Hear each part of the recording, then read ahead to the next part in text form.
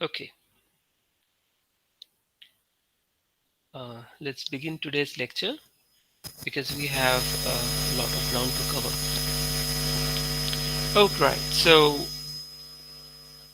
we have already discussed the basic operation of the MOS 2T MOS as the MOS capacitor for the various regions of operations, right? So different modes of operation. So now we are going to dive deeper into the MOS electrostatics, and thereafter we will extend this concept of the MOS into the 3T MOS, as I told you, 2T MOS to 3T MOS. We will find out what happens when we add the third terminal, which is a source, and then after we have understood the 3T MOS, we will finally graduate to the 4T MOS, in which we will be having the MOSFET, okay, as a current controlling device. All right, so let's begin.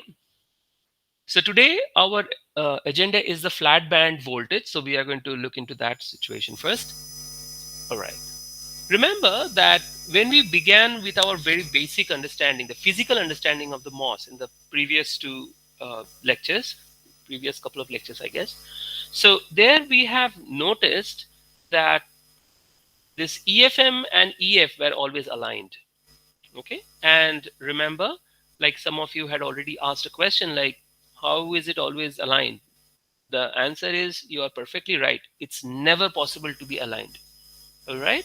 So because you will not find a metal, okay, or a material for that, any general material for that matter, as the gate terminal over here, which is going to have the same work function, which is going to have the same exactly this work function, which is equal to the work function of the semiconductor. Now, the work function of a semiconductor is just a theoretical concept. Please let me remind you, because a semiconductor always has an electron affinity, not the work function. Yes, Ashok, please. So there's a lot of background noise coming from your side. Uh, okay, thanks. I'll just check the settings. Hello, is this better now? Hello, Yes, sir. Yes, sir. it's better, right? No, sir. I mean, Hello, some random noise is coming, sir. I mean, it's it's uh, Uh, it's more I than your think it's voice. from a microphone. it's probably because of the microphone. Yes, sir.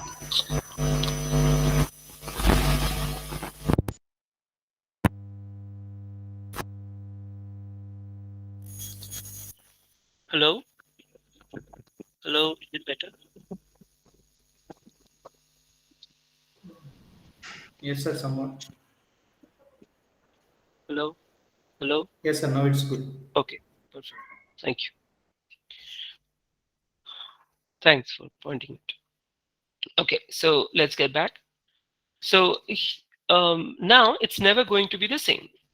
So in a practical situation, that all these errors, all these problems which are going to occur because of this non-alignment of the Fermi energy levels of the metal oxide doesn't matter, because anyway there will be no involvement of the oxide in our case. Now what happens is the non-alignment of the Fermi energy level at the metal and the Fermi energy level at the semiconductor, okay, in silicon in our case, this we will call it all, we will club all these issues as only one term, which is called the uh, flat band voltage. Okay, so let's understand this concept clearly. Notice this is the original situation. Okay, so usually this particular region, what is this called? This is the band gap, we all know. The band gap will be in the order of roughly 8 electron volts or something, if we are speaking about SiO2. Let me just write it here. It's roughly in the order of 8 electron volts. Okay, let me put the exact value. I'm referring to my notes here. Yeah, 8 to 9 electron volts. Okay, whereas in case of the metal, We will later on find out which metal to choose. This is very, very important. This is again one important question in the interviews. Okay, so interviews means in global foundries or the fab oriented companies. Which kind of metal will you choose? I do not know if it was covered in the IC fabrication. Now, in case of silicon, we know that this gap for silicon is the band gap, which is in the order of, say, 1.12 electron volts. Of course, everything is in at the room temperature. All right. With Xi 0 or Xi oxide, if I'm putting S as silicon, O as oxide. So this is in the order of, let us say, 0.95 electron volts, 0.95 eV. Okay. So this is for the SiO2. For Si, it turns out to be, this one is in the order of 4.05 electron volts. Why are these important? This, to know all these exact values, because in most of the cases we are going to use the same standard materials. Okay, silicon obviously. So SiO2 and metal, we generally choose aluminum. But why? Can anybody tell me?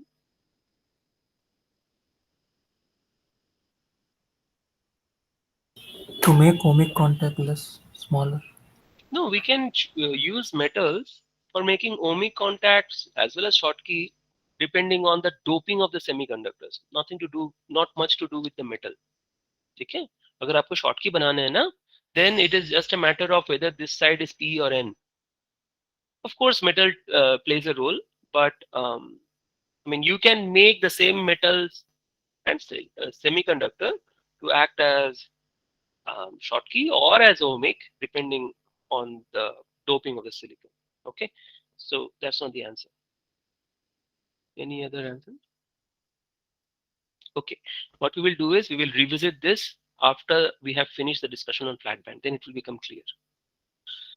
All right, so this is your EFM and the work function of aluminum. So this I'll write here, aluminum. This is important for us to note. Otherwise, this 4.1 electron volt is not the work function for each and every metal on the periodic table. No. Now comes the thing, like, so clearly, if you can understand, like, EFM and EF is going to be aligned if and only if this is 4.1, this is 4.05, plus how much is the half of the band gap? 0.66, let us say. Okay, 0.56. So 0.56 plus 4.05. I mean, that itself is going to cross this 4.1, right? So forget about this additional part. As a consequence, you are never ever going to have a flat band condition in equilibrium. Okay, so what we'll do is, so what we shall first do is we will try to find out the metal semiconductor work function. Again, note that we are speaking about metal semiconductor, not the oxide. Oxide doesn't play any role anyway. So it does play a role in the flat band condition as an erroneous factor as the interface trap charges. We will look into it later. Okay, those are basically the oxide defects. But apart from that, we are mainly concerned about the alignment of the Fermi energy level in the metal and the Fermi energy level of the semiconductor or silicon. So phi ms, we will essentially put as capital phi m, which is the work function of the metal, in this case aluminum, minus. So what we have to do is we essentially need to, before this electrostatics begin, we need to ensure that this red and this red are aligned like this. Okay, these EFM and EF are aligned. So आपको क्या करना है? You definitely have to apply some voltage. Clearly. So in this situation, I have arbitrarily chosen that EFM is close to EI. So you have to push it down to EF. So push karna matlab you are in the energy axis, you are pushing it down. So in voltage axis, you are pushing it up. Correct? So it will be a positive voltage which you have to apply. Clear?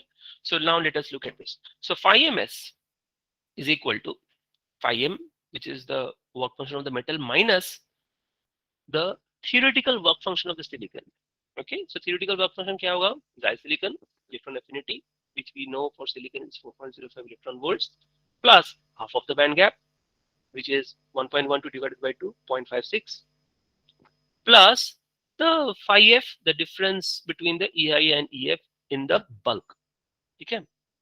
Now remember, we are speaking about the flat band condition, not any other depletion region and all that. So phi f, we know the formula, Fermi potential as the bulk. So the flat band voltage is defined as the voltage which is required to be applied at the gate terminal to make the bands flat. That means to make the bands flat, you can also write to ensure that there is no vertical field. Okay, अगर ये flat है, that we have already discussed in our previous lectures, if these bands are flat, so obviously the gradient of this electrostatic potential energy is 0. So the field is 0. What is this field? Remember, this is your y-axis. And this is your energy axis. For all these figures. These are all band diagrams. Okay, so the flat band voltage will consist of one zero error, that is the phi ms. The second zero error is QIT by Cox. That is the interface trap charges. Now the interface trap charges are essentially going to come about because of some spurious ions which are there in the oxide. It turns out that there are certain ions like Na+, A+, sodium and potassium ions, which are usually there in the oxide, and that happens because of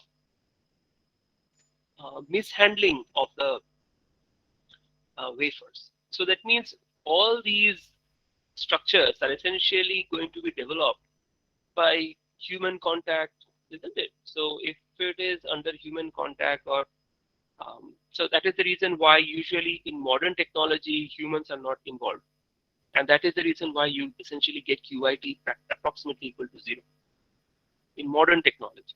So you have got the really you have to do this under hood and essentially under vacuum chambers and all that. So what happens is this Na+ and K+ ions will always be kind of negligible. So I'll tell you a story about this. Remember that if you go into the chronological order of the development of transistors in the world, you will notice that BJT is comparatively a more complicated structure to design rather than a MOSFET or a MOS capacitor. Right? MOS capacitor is actually very simple, metal oxide semiconductor. Correct. So still BJT came to the world before MOSFET for practical utility. The reason being, like in the earlier days, I mean, those of you who have been to the US or in the European countries, or you will go, I'm pretty sure, in the future. So you will notice that their staple diet happens to be potato chips, and that is the culture which has come to India with the help of McDonald's also. You'll find that French fries and all that, they will always be having that. So as a consequence, when MOSFETs were being developed at the very beginning, 1960s or 1950s, during that time, the scientists at the Bell Labs, they would be having lunch, and after coming back, they would always find out that the MOSFETs are having different VT. They could not even understand why. Okay, they did not realize that after having like potato chips and all that, their hands are essentially having salts, NaCl and KCl. So what happens is that because of the mishandling of the wafers, they are going to put in this sodium potassium ions inside the oxide, and it turns out that the size of the Na+ and K+ ions are smaller than the distance between the Si, O, and S. So basically this Na+ and K+ will essentially enter inside that material. All right. So what happens is that these Na+ and K+, as I told you, they will be having the 0 error. They will contribute to the 0 error. That is the QIT that they are essentially doing. This Na+ and K+, they will essentially be trapped inside this oxide. That's why it is called interface trap charges. And these QIT will essentially affect the VFB, and later on when we will be doing MOSFET, you will notice that VFB is a very, very important contributor to the threshold voltage. So they will essentially find out that there is a VT, the threshold voltages are different before lunch and after lunch. Okay, so that was a funny incident. And in fact, that is something which they did not even realize that this is going on inside this. So basically, the people who are doing fabrication, they really do not know what is the physics which is going on. What they do is they will simply, they are experimental people, right? So they will put some material and basically do an observation. So they are always observing that the VT is changing. But why VT is changing? They will require some theoretician to work it out. Okay, so this is a funny incident which happened, but this had cost around 10 to 15 years of delay had occurred just to figure out this issue. And this came about only after the theory which I am doing right now was actually derived in the 1960s. And after it was derived, then people understood that, okay, they have to take special precautions, and this clean rooms and all this were developed. And now you can understand where the technology has come about, right? So experimental data, of course, is very, very good. Those are the first indication of the behavior of the device or the materials or whatever. But unless you know the physics, you know basically nothing. Okay.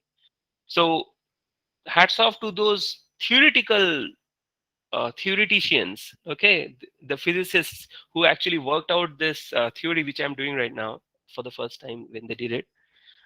So that is the reason why they could identify the issue, and that led to an enormous breakthrough in the technology, as you all know it.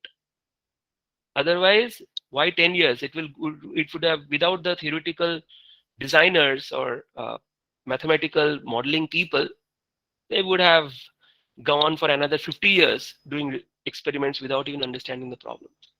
All right. So what I always recommend is that if you want to do some practical utilization of the devices or materials you make, you please, please, please emphasize on the models, emphasize on the physics-based models. Okay. Otherwise, I mean, your devices or materials are of no use to industry. You can publish papers, but industry is not, because industry doesn't know how to do the engineering. Okay. For example, right now we know that QIT is this reason. Now, okay, coming back to the problem which I was telling, which kind of metal will you choose? For experimental people, what they will do is they'll put aluminum and report flat band voltage, get one paper. Then they will use copper instead of aluminum, get a different flat band voltage, get another paper. They'll use, let us say, gold, excellent, they have a lot of money. And then they will have another flat band voltage, another paper. But this doesn't really help industry. What helps industry, you know? All right. Which metal to choose? This is what industry or Intel will be interested in. कैसे करेंगे? In this model, if you notice that later on we will understand that the threshold voltage VT, in case some of you remember this, we will look into it much detail later. Plus Q depth, Q depletion. This is a standard formula for the threshold voltage. Notice that this is the zero error. This is the surface potential inside the semiconductor. This is basically the depletion. The potential at due to the depletion. Okay. So now this is the zero error that I use back coming because of the back function and the QIT. So suppose you are taking proper precaution, there are no sodium and potassium ions in the oxide. Okay, your QIT is zero. Then PFA will be 25 MSM. Now, if you want to reduce the VT for engineering purposes, आपको VT कम करना है. Excuse me, sir. Yes, Your yes. voice is very low. Hello. Yes, our voice got low.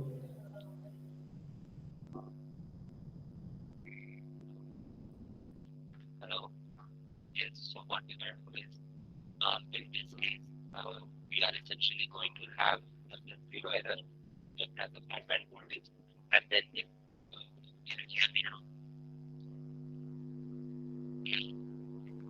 Sir, it's still the same, sir. I mean, voice is very low.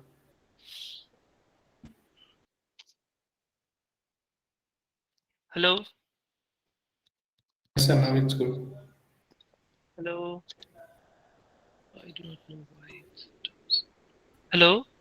Hello? Yes, sir, now it's good. Yeah, okay. Perfect. Thank you. All right. So now, when we are essentially when we know that QIT can be taken care of with the proper handling, and then what we shall do is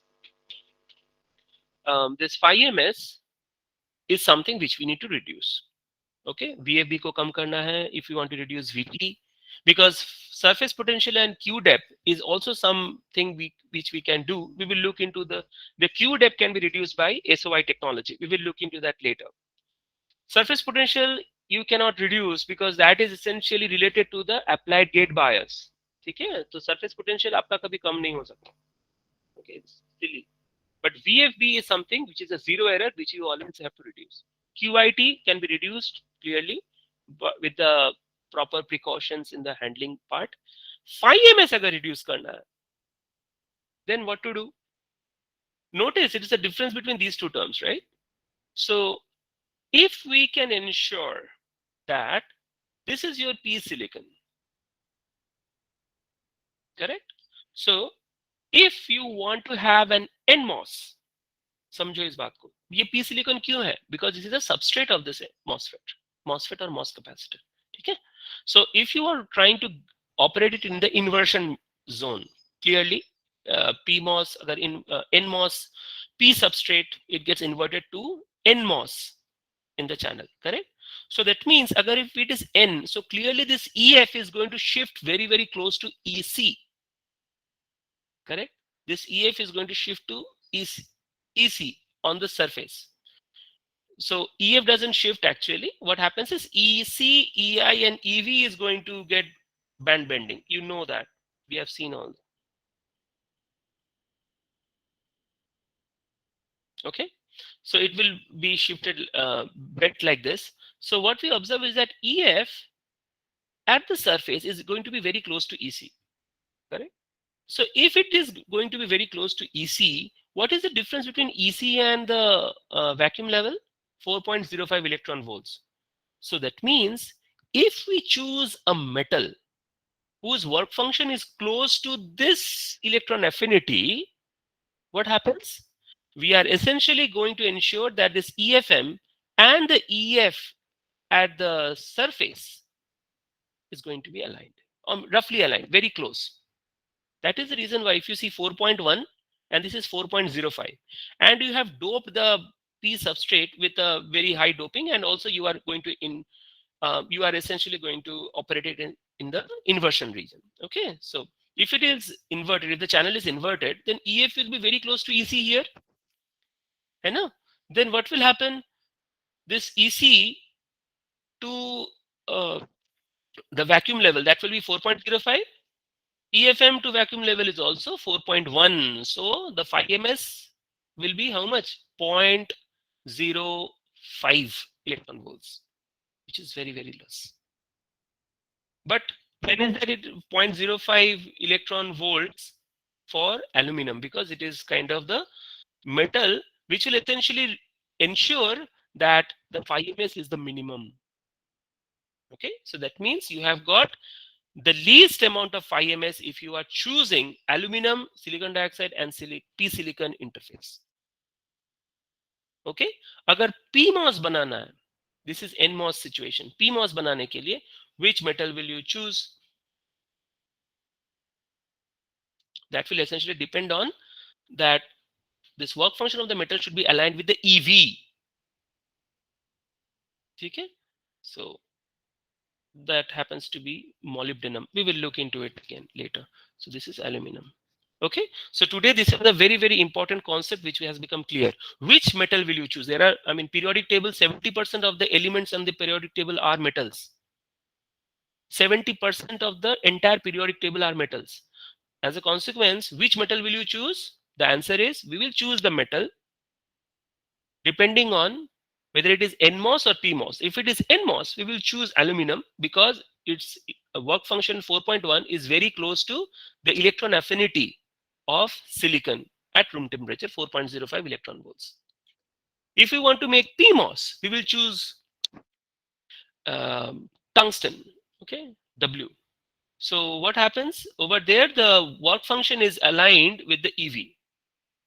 Okay, you can look into the work function of tungsten after this class. Okay, so these are some thumb rules to use. All right, so this is what I'll call it as engineering, where we know how each and every factor will affect your device behavior, and that is where you will basically do. Now, once you have designed this thing, you will publish only one paper, one journal paper, which will essentially define this behavior. But that is going to help industry to go along and proceed further with the MOSFETs. But if you go to the experimental group, they have, by this time, they have published 10 papers with 10 different metals, each of them giving arbitrary value of VFB. So what I'm suggesting is don't focus so much on publications, focus on your understanding.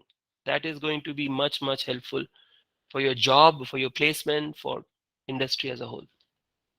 All right, now comes the second important part. In IC fabrication, you must have studied the self-aligned process, right? So in the self-aligned process, why do we use the self-aligned process? IC fabrication course. Hello? Hello? Self-aligned process padhe ho na?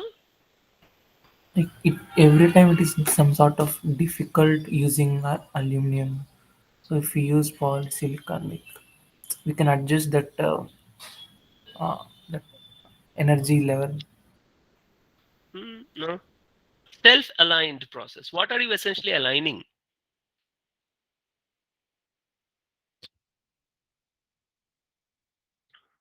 Fermi level. Ayo, no.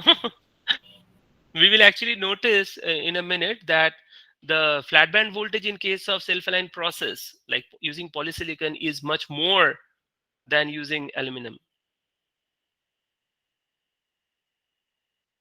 The transition from the metal to polysilicon was kind of a decision which has been taken by industry primarily to cope up with a different problem. Okay. Self-aligned process was done in IC fabrication, right? Then I do not know why you can't answer So this. gate overlap with source and drain. Who is this? Whoever it Sure. is. So please, that is really, I mean, the reason. Look, if you are, first of all, notice that this, whatever I have drawn, is made of pure silicon. Okay, not pure silicon, it's silicon. Okay, here you have done N plus doping. This is P minus, let us say, or simply P. This is N plus. Now here we have put the oxide. Remember, this oxide is also SiO2. So what happens? You are essentially going to have an aligned process, in the sense like you are going to have Si, Si, Si, and these are all Si anyway. These are topic of IC fabrication. Why am I doing this? Okay, so then you put it in the furnace. What happens? It will basically add this oxygen atoms. Okay, and what will happen? This so this is going to be your surface, silicon dioxide silicon interface, and this is how it is your oxide. Make sense? Now, why is this called a growth process? Oh, because the reaction's happening at the interface and it is generating from it, sir. We are not depositing any oxide over there. Come on, yaar. So your answer is like It is not depositing anything. It's not deposition process, so that's why it is a growth process. Really? Some I better mean, answer? reaction happening at the interface and It will always, this is a planar process. It is always epitaxial process, right? So planar process, it is going simply kind of on top of the. diffusing, oxygen diffusing. I mean, after forming the natural oxide, the oxygen, I No, mean, no, I'll tell you. So what happens is this is silicon originally. Come on, I'll tell. I mean, why? What is Parishit doing? This is silicon. Okay. So clearly you can understand the moment you are putting it into the furnace, it is adding oxygen atoms here. So the volume simply increases. So if you start before the furnace, it was this was the layer. After the uh, like after the deposition, or let us say inclusion of the oxygen layers, it will simply increase. The surface will increase, like it will bulge out, because this is now SiO2 amorphous. Again, this is amorphous region. SiO2 is amorphous. Okay, it's basically sand.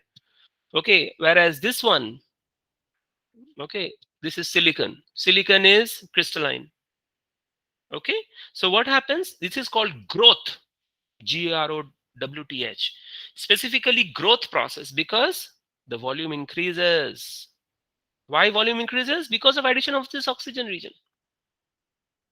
You can literally look into the uh, scanning electron microscopy or STM or SEM um, and essentially find that the size has increased. Okay, इसीलिए इसको growth कहते हैं. All right.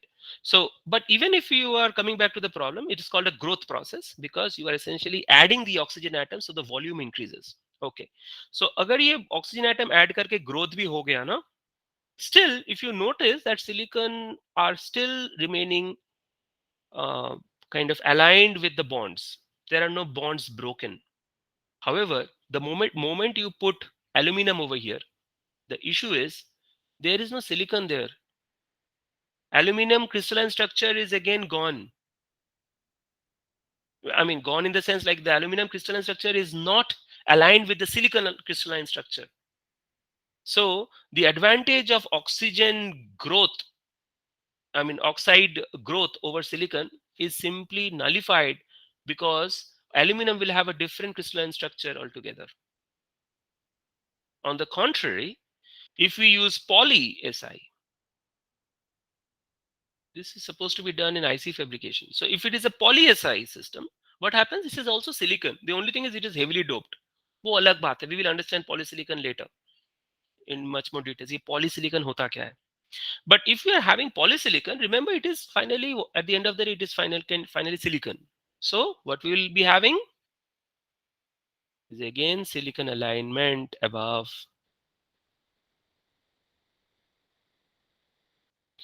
So what does this ensure? It simply ensures that आपका ये जो N plus region है ना, source drain, they are perfectly aligned. क्यों? क्योंकि यहाँ पर आप poly दे रहे हो. So how is polysilicon made? Polysilicon is made by giving a very high an implantation. So क्या होने वाला है? यहाँ से जो थोड़ा सा भी अगर जगह, I mean, if little bit of discrepancy is there, let us say you are doing it here only. So what will happen? These ions will essentially percolate and essentially make this wider only. Okay, so what happens is this N plus region and this N plus region, they are all both going to have the same kind of a doping level. Correct? So after the self-aligned process, you are not going to have any overlap region or underlap region. Okay? Okay, so very good. One of you had answered this.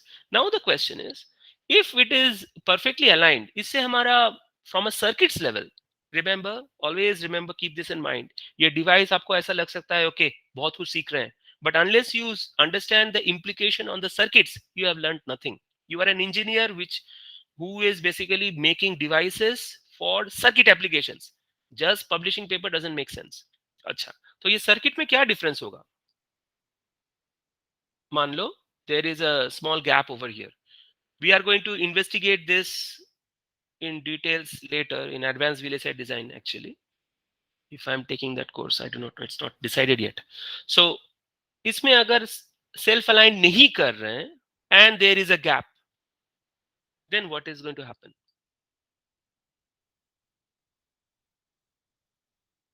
Come on, it's 10:34 already. Channel length decreases. Okay, channel length doesn't decrease essentially, because channel is essentially the distance between the source and the drain, not the region under the gate.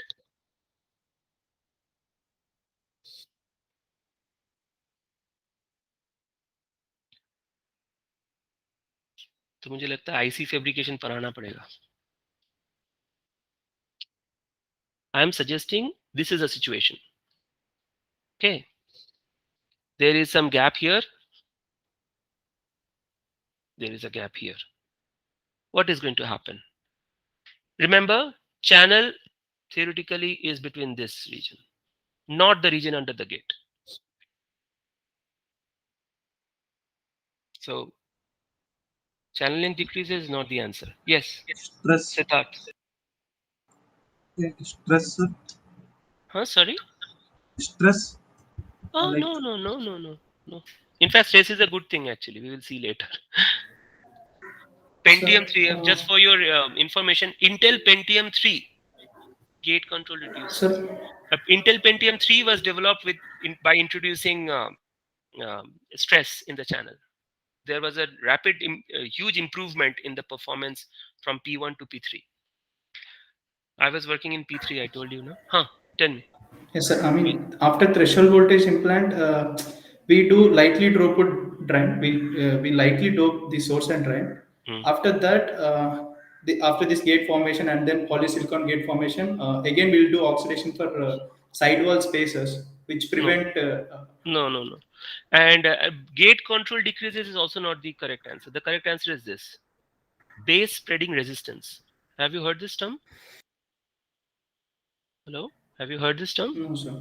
What happens is, notice No, sir. that whenever we are applying a plus VG here, gate terminal, so you are going to definitely have inversion in this region. So if the region under the gate gets inverted here, so obviously in the just underneath the gate, you are always going to have a low resistance region. समझो इस बात को, because you are anyway going to have lot of electrons there, correct? It will be a low resistance region. However, there you are going to have high resistance. So basically, you will be having a resistance here. Okay. So now, if you are trying to put a voltage like this, VDS and this, okay, what is going to be the situation? You are already adding some series resistance to your device. Okay. So essentially meaning that this part, not only that you are essentially going to have a lower current, that is definitely going to be a lower current, performance will be degraded, but at the same time you have to essentially take this base spreading resistance into account. And this base spreading resistance is one of the crucial parts of parasitic resistances. Okay, so if I'm teaching advanced VLSI design, I will look into this. So whenever you are getting the RC value, okay, time constant for all the propagation delay and everything, so you will notice that your R increases thanks to this base spreading resistance. Got it? Huh? This is very, very important. Self-aligned process, why is it so important? The best answer you can give in your interview is this: self-aligned process almost nullifies this base spreading resistance, which is a parasitic consideration. ठीक है ना? Very good. We will look into this in our advanced VLSI design when we will be looking into parasitic capacitance and parasitic resistances. Okay. ठीक है ना? So this is awesome. You are learning. I'm happy that you are learning.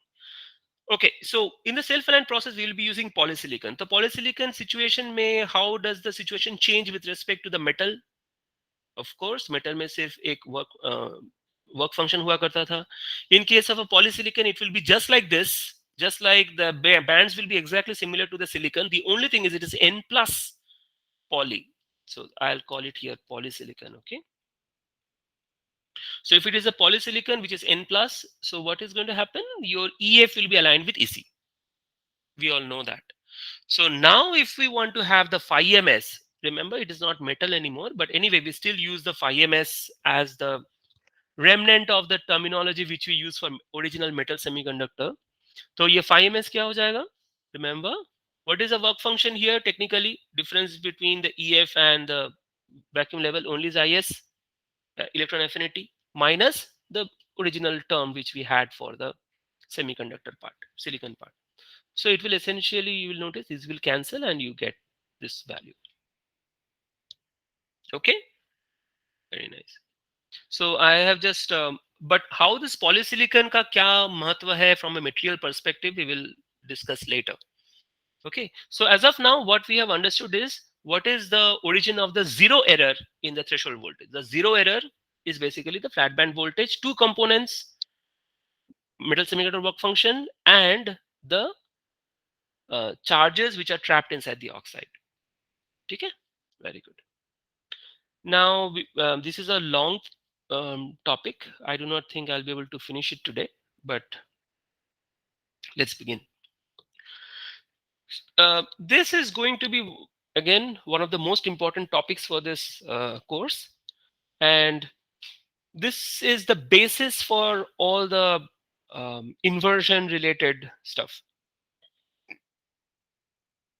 So in the 2T MOS electrostatics, so remember, this is your Y direction. Actual structure is like that. That is the MOS capacitor. Okay. So you have essentially applied one gate bias with respect to the body bias. All right. So the substrate happens to be the P silicon, which is a semiconductor part. The gate is a metal. We are not going into the polysilicon part as of now. Remember, if it is a polysilicon, you just have to keep this difference in mind. The only difference between a polysilicon and a metal in case of a MOSFET is in terms of the VFB. All right, that's all.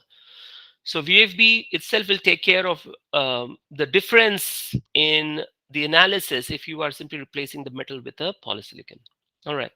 So the gate bias, metal, oxide, semiconductor, and the body bias. Cool.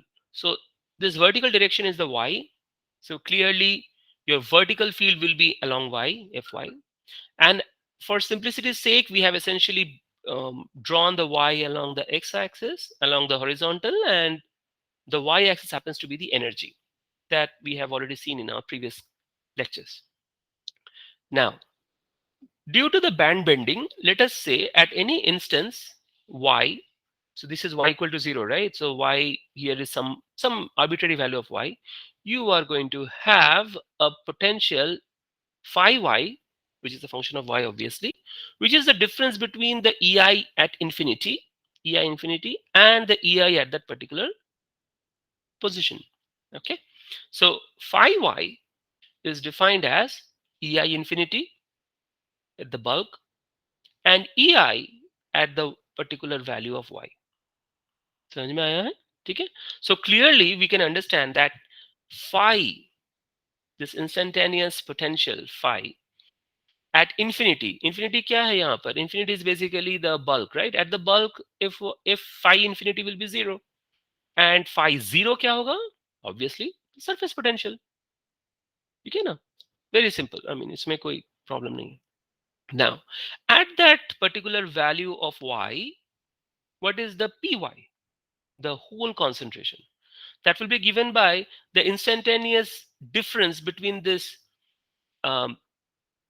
E. Basically, ये क्या है?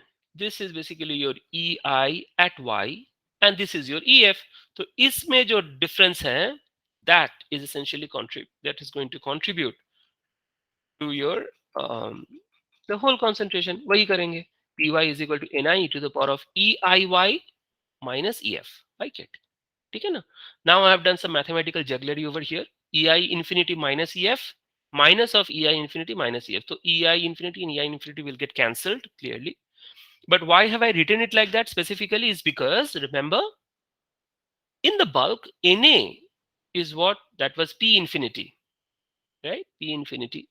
That means the whole concentration at infinity, that is in the bulk, is equal to Ni EI infinity यहाँ पर minus EF यहाँ पर, so that is basically your Na. ठीक है, तो the first part over here is basically your Na, and here EI infinity minus EI y क्या है ये? Phi. So I have just put phi by phi t. Remember, phi t is equal to kT by q. Okay, I use phi t. I mean, this is the notations which are used in CVD's textbook, so I prefer it very much. So that is a kind of shorthand way of writing it. So then from this relation, I have also put Ni by Na is equal to e to the power of minus phi f by phi t. Clearly you can see from this relation, but I have put a red box because I'll be using it very soon. तो फिर Ny क्या होगा? Keep in mind that it is a capacitance. ठीक है, it's a MOS capacitor, right? So if it is a MOS capacitor, clearly MOS capacitor is under equilibrium. So it's, because there is no charge transfer under steady state.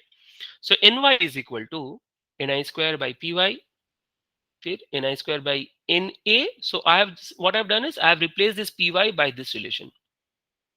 Na e to the power of minus phi by phi t, ऊपर आ जाएगा e to the power 5 by phi t. ठीक है, so I'm going to use this relation and this relation in the Poisson equation. Okay, so this is Poisson's equation, which you already know. So let me just write it here. Poisson equation. ठीक है, so इस Poisson equation को हम अब क्या करेंगे कि यहाँ पर rho v को निकालना है. Rho v is the charge density. तो charge density क्या होगा?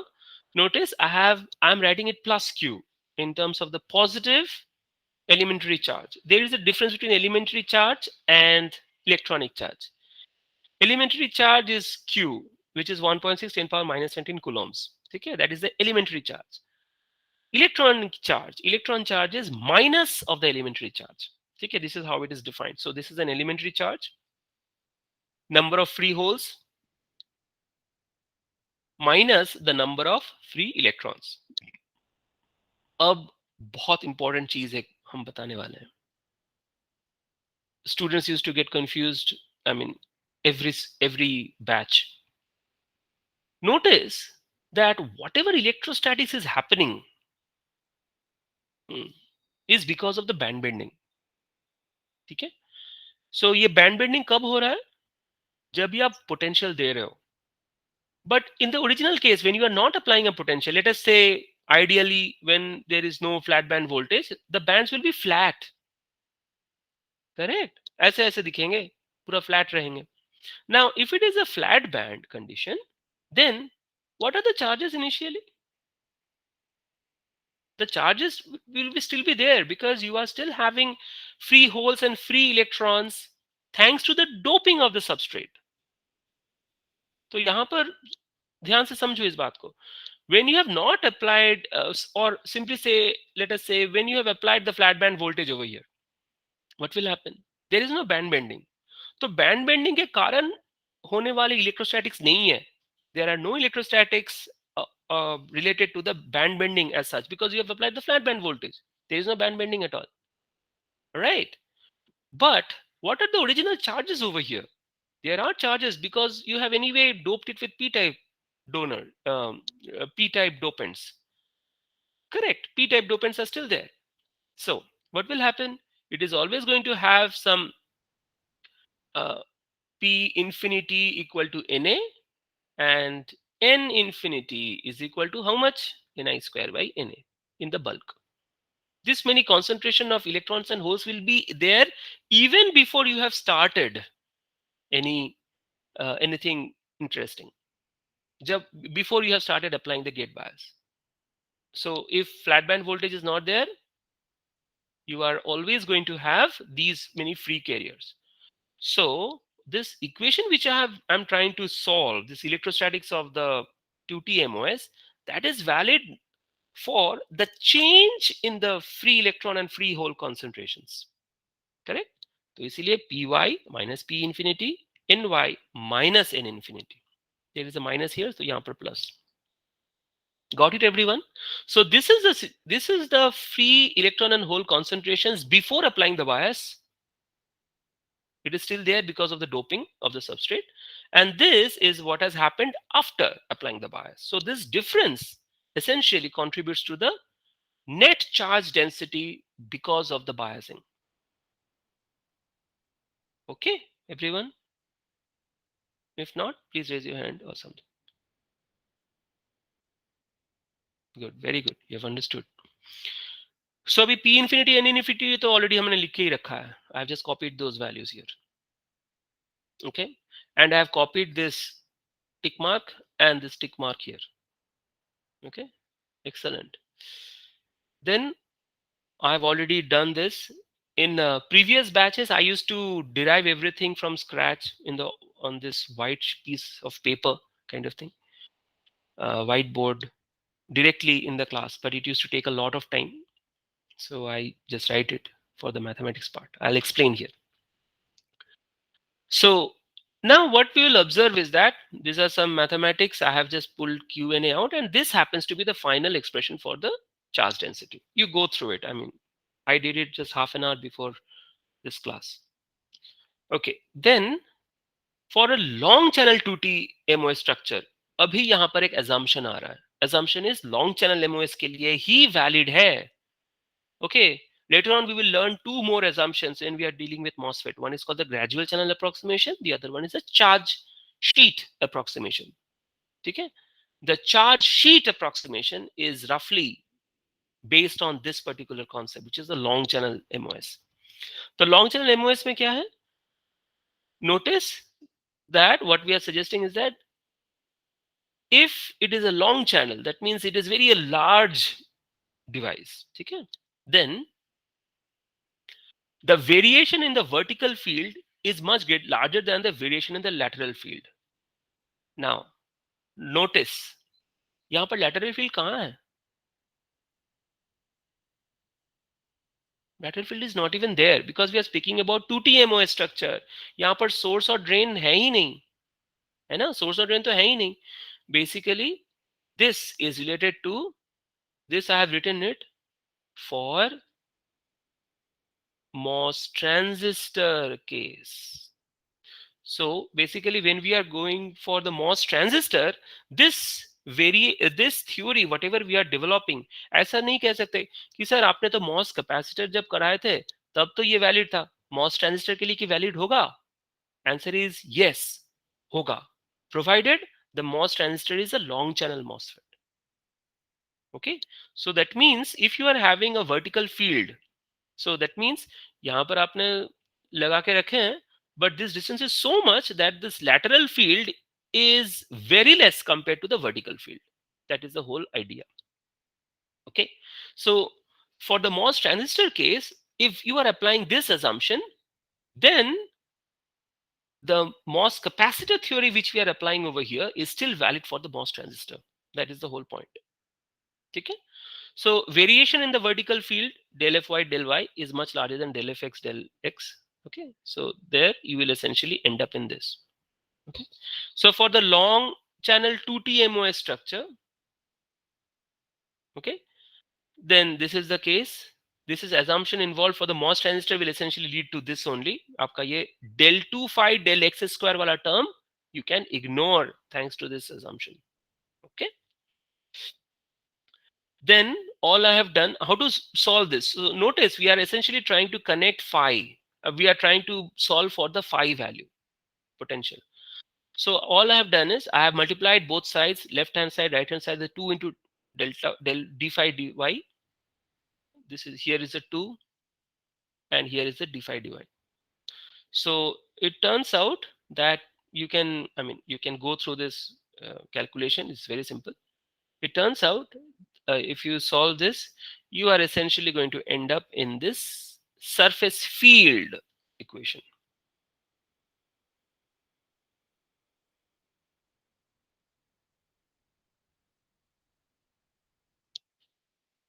Okay, and then we are going to use one trick. Remember dfy dy, that is basically the divergence of f, which I already wrote earlier. Yeah. Okay, I have put usually it is not done, but still I have put one arrow above this nabla symbol to indicate that this is a vector operator. This is a vector operator. However, this is a scalar operator. Okay, to distinguish between that.